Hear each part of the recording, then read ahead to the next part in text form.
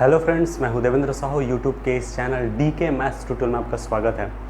आज हम questions practice करेंगे, क्वेश्चंस के जो सॉल्यूशंस हैं वो देखेंगे। तो अगर अभी तक आपने चैनल को सब्सक्राइब नहीं किया है तो प्लीज़ सब्सक्राइब कर लीजिए, बेल आइकन को प्रेस कर लीजिए और इस वीडियो को कंप्लीट देखिए, है ना। यहाँ जो जितने भी हमें जो चैप्टर्स मैंने पढ़ाए थे उनसे रिलेटेड जो क्वेश्चंस हैं वो हम देख रहे हैं। तो देखिए, सबसे पहले जून 2011 का क्वेश्चन मैंने दिया है पार्ट बी नेट का, ठीक है।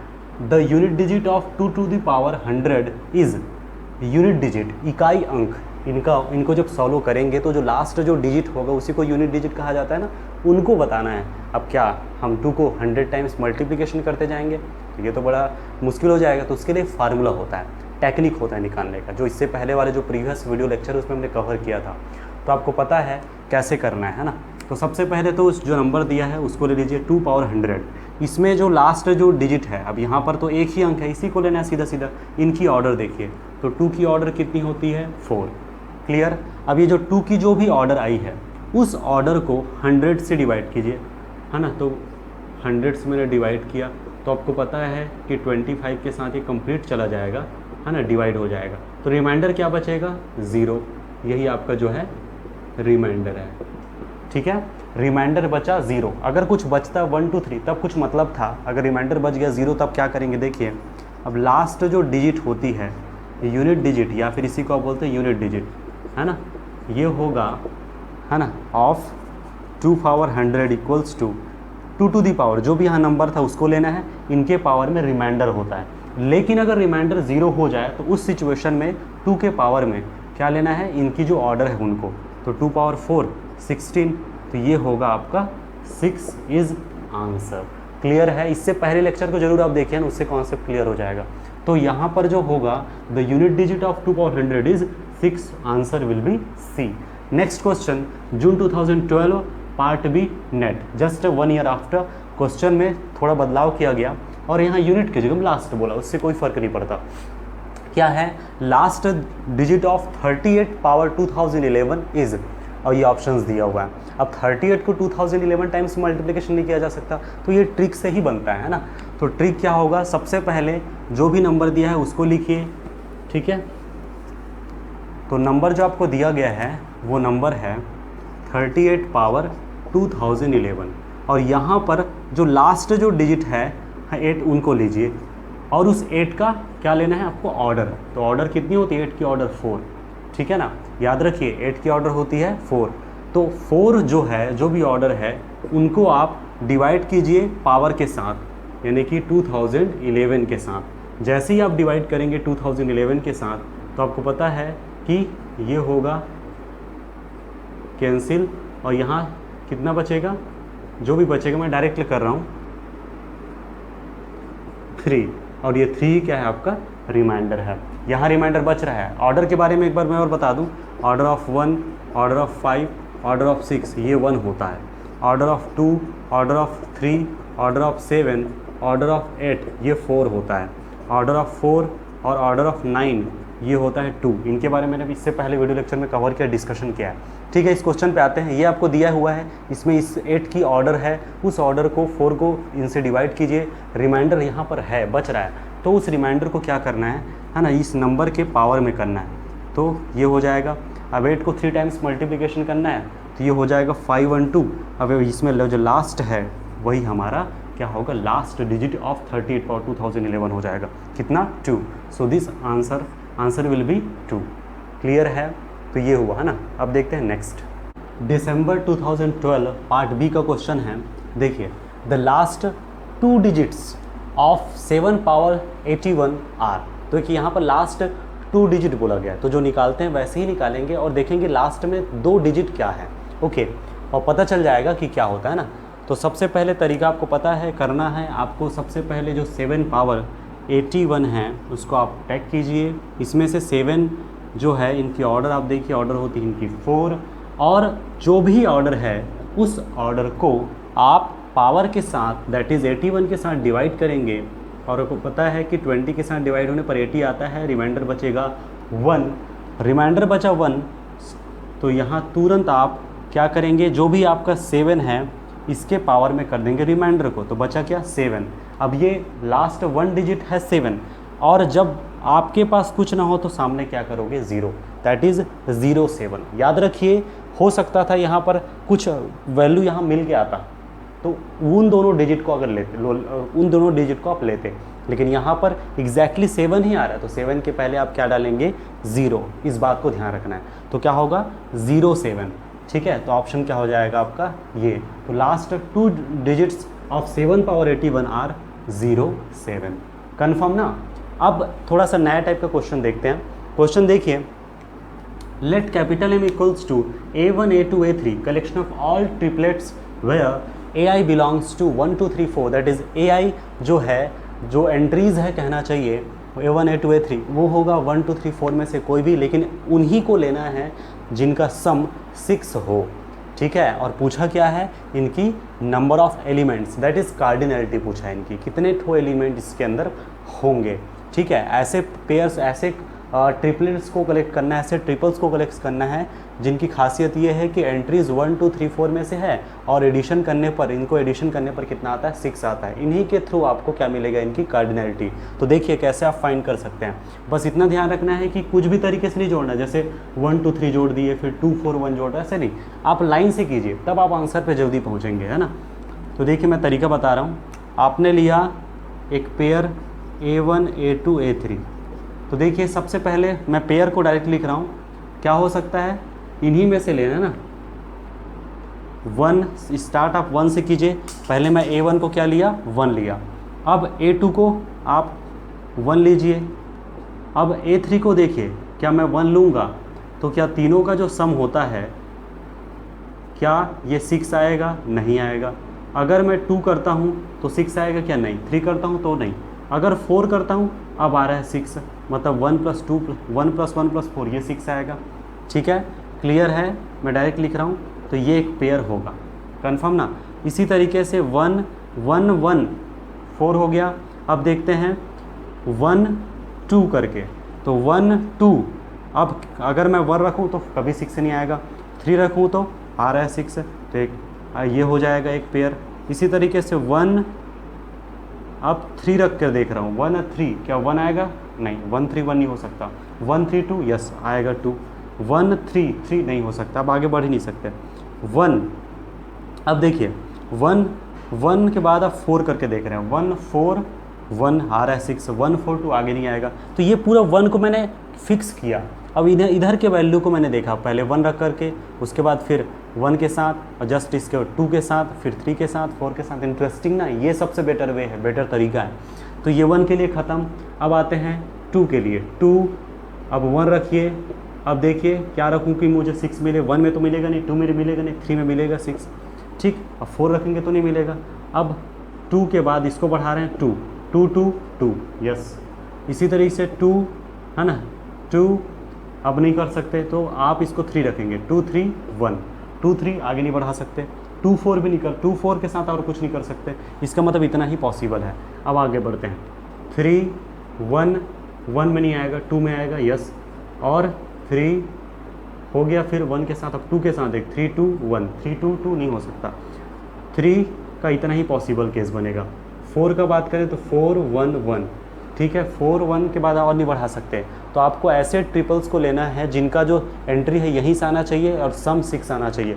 तो देख सकते हैं 1 को मैंने फिक्स किया और ये किया, 2 को फिक्स करके, 3 को फिक्स करके, 4 को फिक्स करके। तो देखिए 4 3 7 2 9 1 10, टोटल कितने हुए 10। इसका मतलब ये हुआ कि इनके अंदर कितने एलिमेंट्स पॉसिबल हैं, 10 एलिमेंट पॉसिबल हैं। So number of elements in capital M is कितना हो जाएगा 10। तो यही हमारा क्या होगा, कार्डिनलिटी, ठीक है। अब देखते हैं नेक्स्ट, जून 2011 पार्ट बी का क्वेश्चन नेट में है ना।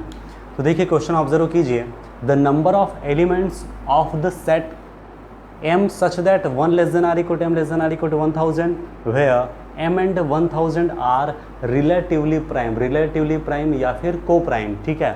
और फिर उन्होंने पूछा ये number of elements of the set. इससे पहले वाले जो क्वेश्चन था उसमें भी नंबर ऑफ एलिमेंट ही पूछा था, यहाँ भी नंबर ऑफ एलिमेंट पूछा है, लेकिन पर्पज़ अलग है, क्वेश्चन का तरीका अलग है। तो सबसे पहले पर्पज़ वही है, एलिमेंट ही पूछा, लेकिन उसका तरीका अलग है, बनाने का कॉन्सेप्ट अलग होगा, क्योंकि बहुत ही डिफरेंट चीज़ दिया है। आप एक एक नंबर्स को उठा के तो देख नहीं सकते, इनके लिए कुछ फार्मूला होगा। भाई ऐसे नंबर्स को कलेक्ट करना है जो 1 और 100 1000 के बीच में लाई करता है। और सबसे खास बात यह है कि उन सारे नंबर्स को जो 1000 के साथ रिलेटिवली प्राइम है। रिलेटिवली प्राइम का मतलब होता है जो भी आप नंबर्स उठाएंगे उनका 1000 के साथ जीसीडी 1 होना चाहिए, ठीक है। इसको आप को प्राइम भी कहते हैं आप।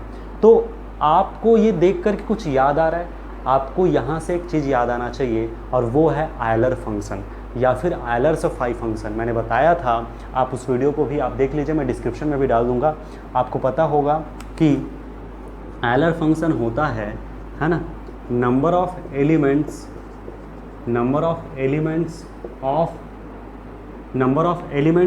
विच are less than or equal to n and relatively prime to n। तो ये होता है फाई ऑफ n। चेंज क्या होगा, यहाँ पर क्या बोला है कि देखिए less than or equal to, यहाँ पर क्या number of elements which are less than or equal to 1000। Clear, start तो 1 से ही होगा, तो बिल्कुल सही दिया है। तो number of elements which are less than or equal to 1000 and relatively prime to क्या दिया है 1000। इसका मतलब कि यहाँ पर फाई ऑफ 1000 की बात कर रहा है, आयलर फंक्शन ऑफ 1000, और यहाँ पर उसी की जो वैल्यू होगी वही आंसर होगा इनका। क्लियर हो गया होगा। तो आप निकाल लीजिए Euler function phi of 1000, phi of, अब आपको पता है अकॉर्डिंग टू, है ना, आपको जब n equal to p to the power a q to the power b r to the power c and so on, जब आप लेते हैं n को प्राइम फैक्टर करते हैं, तो उस समय उस सिचुएशन में फाई ऑफ n होता है n into 1 minus 1 by P 1 minus 1 by Q and so on करके आप लिखते हो। यहाँ पर आपका जो नंबर है वो 1000 है, तो 1000 का प्राइम फैक्टर आपको करना है, तो 1000 को आप क्या लिख सकते हो, है ना, ये हो गया आपका 10 क्यूब है ना, ये आप लिख सकते हो 2 इंटू 5 का क्यूब। इसका मतलब कि ये जो होगा 2 क्यूब इंटू 5 क्यूब। 1000 का जो प्राइम फैक्टर है 2 क्यूब इंटू 5 क्यूब आ रहा है, जिसमें से 2 और 5 ये दोनों प्राइम नंबर्स के पावर में अलग अलग आ रहे हैं ना भाई। तो यहाँ पर n क्या है 1000 into 1 minus 1 by 2 into 1 minus 1 by 5 confirm है। तो ये होगा, यहाँ पर मैं डायरेक्ट लिख रहा हूँ, ये हो जाएगा फाई ऑफ 1000 को आप क्या लिख सकते हैं 2 पावर 3 और 5 पावर 3। तो ये हो गया 1000 into 1 minus 1 by 2 1 minus 1 by 5, तो 1000 इंटू हाफ इंटू 4 बाई 5। तो 5 इंटू 2 कितना होता है 10, एक ज़ीरो ख़त्म, है ना। तो जो बचेगा वो बचेगा है ना 400। देख लीजिए 400 कौन सा ऑप्शन में, थर्ड ऑप्शन, फोर्थ ऑप्शन में। आंसर विल बी 4, मतलब कि डी 400 कन्फर्म। नेक्स्ट क्वेश्चन में आइए, जून 2011 पार्ट बी का ही क्वेश्चन है। The number of positive divisors of 50,000 is 50,000 के कितने डिविजर्स होंगे, यानी 50,000 को कितने ऐसे नंबर्स हैं जो इनको डिवाइड करते हैं, ये बोला गया है number of positive divisors. Okay, तो आप, है ना, लॉजिक लगाइए।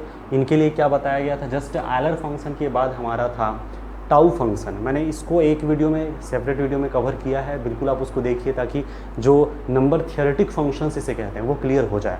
तो पॉजिटिव डिविज़र के लिए होता है टाउ फंक्शन, और टाउ फंक्शन कैसे एप्लीकेबल होता है, n equal to p power a q power b r power सी।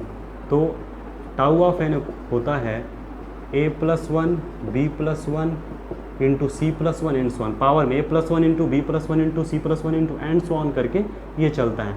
ये होता है number of positive divisors of n, उनको हम टाउ ऑफ n कहते हैं। तो यहाँ पर क्या होगा, number of positive divisor of 50,000, मतलब यहाँ होगा टाउ ऑफ 50,000। ठीक, अब 50,000 को आप प्राइम फैक्टर कीजिए। सबसे अच्छा तरीका इसको पहले आप इस तरह से ले लीजिए, तो ये क्या हो जाएगा 5 इंटू 10 पावर 4। आपको पता चल गया कि ये जो होगा 5 इंटू, ये होगा 2 इंटू 5 पावर 4, तो 5 इंटू 2 पावर 4 5 पावर 4, 5 और 5 कितना हो जाएगा, पावर 4 और 1 5 पावर 5, यानी कि ये जो है 5 पावर 5 2 पावर 4। मैं इसको रिजॉल्व कर रहा हूँ यहीं पर डायरेक्टली, ये होगा टाउ ऑफ, है ना, 5 power 2 power 4 into 5 power 5। Formula के हिसाब से 4 + 1 5 + 1, तो ये होगा 5 इंटू 6, कितना आ गया 30 है यहाँ पर, तो answer will B D. Confirm हुआ? ठीक है। नेक्स्ट दिसंबर 2015 पार्ट बी का क्वेश्चन नेट का। तो देखिए क्वेश्चन थोड़ा सा चेंजेबल है ना, जनरेटेड का कॉन्सेप्ट दिया है। A group G is generated by the elements x y with relations x cube equals to y square equal to x y whole square equal to 1, the order of G is, ये options दिया हुआ है। Okay तो देखिए क्या है question में, क्या है आपको जो ग्रुप दिया गया है वो दो एलिमेंट्स के द्वारा जनरेट हो रहा है, एक x के द्वारा एक y के द्वारा, और कुछ रिलेशंस भी दे दिया गया है, और रिलेशंस है वो ये। अब इनके थ्रू आपको G को देखना है, G किस फॉर्मेट में बनता है। G के बारे में अगर हम जान लिए तो पता चल जाएगा कि G के अंदर कितने एलिमेंट्स हैं, वही number of elements in G ही आपका क्या होगा, G की ऑर्डर होगी। कंफर्म ना? तो आप क्या करेंगे, सबसे पहले तो सबसे अच्छा तरीका मैं बता रहा हूँ, है ना, आप ग्रुप जो भी है उसको लिखिए और आइडेंटिटी से स्टार्ट कीजिए। यहाँ से पता चल रहा है क्यूब हुआ है, मतलब x को मल्टीप्लिकेशन, y का भी मल्टीप्लिकेशन, इससे पता चल जाता है कि ये मल्टीप्लिकेशन के रिस्पेक्ट में चल रहा है। जहाँ पावर में दिखे ना तुरंत समझ जाना कि मल्टीप्लिकेशन है, और आपको 1 दिया हुआ है तो आपका आइडेंटिटी क्या है, 1 है, तो पहले आइडेंटिटी को लिखिए। अब एलिमेंट x और y तो रहेगा ही इसमें, x और y है। अब x स्क्वायर कीजिए, x स्क्वायर के लिए कोई दिया है यहाँ पर इन्फॉर्मेशन नहीं, x क्यूब 1 देता है तो x क्यूब 1 हो जाएगा, तो x क्यूब को लिखने की ज़रूरत नहीं है। क्लियर हुआ? तो x क्यूब 1 हो गया। अब x पावर 4 अगर करेंगे तो x क्यूब इंटू x, फिर से क्या मिल जाएगा मुझे, x। क्लियर हो गया? तो रिपीट होगा x जो है, तो x का वाला कॉन्सेप्ट खत्म। अब y के लिए देखते हैं, तो y, अब y स्क्वायर करेंगे तो y स्क्वायर तो 1 हो गया, तो 1 यहाँ पर है ऑलरेडी। y क्यूब, तो y क्यूब फिर y हो जाएगा, y क्यूब यानी क्या, y स्क्वायर इंटू y ना, फिर से y, तो यही है, इसका मतलब हो गया ये भी काम। अब बचा दोनों का मल्टीपल x इंटू वाई, कोई इसमें है इन्फॉर्मेशन नहीं, तो x इंटू वाई तो हो गई। अब x इंटू वाई, क्योंकि हमें पता है ग्रुप है, मतलब कि उनका जो मल्टीपल है वो तो मतलब कि आप दोनों को मल्टीप्लिकेशन करोगे तो फिर से उसमें होगा भाई क्लोजर की प्रॉपर्टी से, ये होगा इस वजह से। अब x स्क्वायर वाई को देखो, x स्क्वायर वाई इसमें है ना, नहीं है ना, मतलब इस रिलेशंस के थ्रू क्या 1 मिल रहा है, नहीं मिल रहा है, कभी 1 नहीं होगा, इसका मतलब ये डिस्टिंक्ट एलिमेंट होगा इनसे, इसलिए ये भी मौजूद होगा। कंफर्म हो रहा है? इसी तरीके से अगर हम देखें x क्यूब वाई, तो x क्यूब वाई अगर मैं करूं तो x क्यूब जैसे ही आप करेंगे तो x क्यूब की वैल्यू 1 है, तो फिर से y मिल जाएगा ये, इसलिए आप इसको रिपीट हो जाएगा तो नहीं लिख सकते। अब ये काम ख़त्म। अब एक्स वाई स्क्वायर करके देखते हैं, तो एक्स वाई स्क्वायर तो 1 ऑलरेडी है, तो इसलिए ये ऑलरेडी ये है, तो और लिखने की ज़रूरत नहीं है ना, ये है इसलिए, तो ये नहीं लिखेंगे। अब एक्स स्क्वायर वाई स्क्वायर के बारे में देख लेते हैं, तो ये एक्स वाई का होल स्क्वायर है, क्या दिया है, 1 दिया है, ठीक, तो ये भी नहीं होगा। अब जो भी आप मल्टीप्लिकेशन कीजिए वो इसी के अंदर ही आएगा, तो यही मैक्सिमम पॉसिबल है। तो देख के समझ आ रहा है, एक 1 x y x square x y x square y. अब इसके अंदर कितने एलिमेंट है, 1 2 3 4 5 6 एलिमेंट, तो ये डिस्कार्ड ये डिस्कार्ड ये डिस्कार्ड, बचा के ये है ना, तो इसमें आपको पता चल गया होगा आंसर क्या होगा, बी। कन्फर्म होगा? सभी का तरीका अलग होता है, कोई दूसरा टीचर अपने हिसाब से बताएगा, ये मेरा अपना खुद का टेक्निक था, ठीक है, और ये सबसे बेहतरीन टेक्निक है। अगर आप गौर करें तो बिल्कुल लाइन से 1 एक्स वाई फिर मल्टीप्लिकेशन कीजिए, देखिए जितने डिस्टिंक्ट पॉसिबल हैं उनको देखना है, यही उनके क्या होगी, ऑर्डर होगी। कन्फर्म है? ठीक है, तो आई होप आज का जो लेक्चर है आपको क्लियर हुआ होगा। बहुत सारे क्वेश्चंस और हैं, उनको भी आप डिस्कस कीजिए। अच्छा, कई लोग ये सोच रहे होंगे रिंग थ्योरी कैसे स्टार्ट नहीं किया, मैंने बोला था, तो रिंग थ्योरी का जो पहला चैप्टर है वो मैं I have already uploaded that videos जो है, वो वीडियोज़ जो है आपको मिल जाएगा प्लेलिस्ट में, आप जाइए, प्लेलिस्ट के अंदर आपको ring theory and basic concepts करके मैंने नाम दिया है, उसके अंदर वीडियोज़ अवेलेबल है, 5-6 वीडियोज़ हैं, वो पहला चैप्टर है रिंग थ्योरी का। आगे जो चैप्टर्स हैं वहाँ आगे हम कवर करेंगे। तो आज का जो लेक्चर अगर क्लियर हुआ हो तो लाइक कीजिए, अपने फ्रेंड्स को शेयर कीजिए। तो थैंक यू सो मच।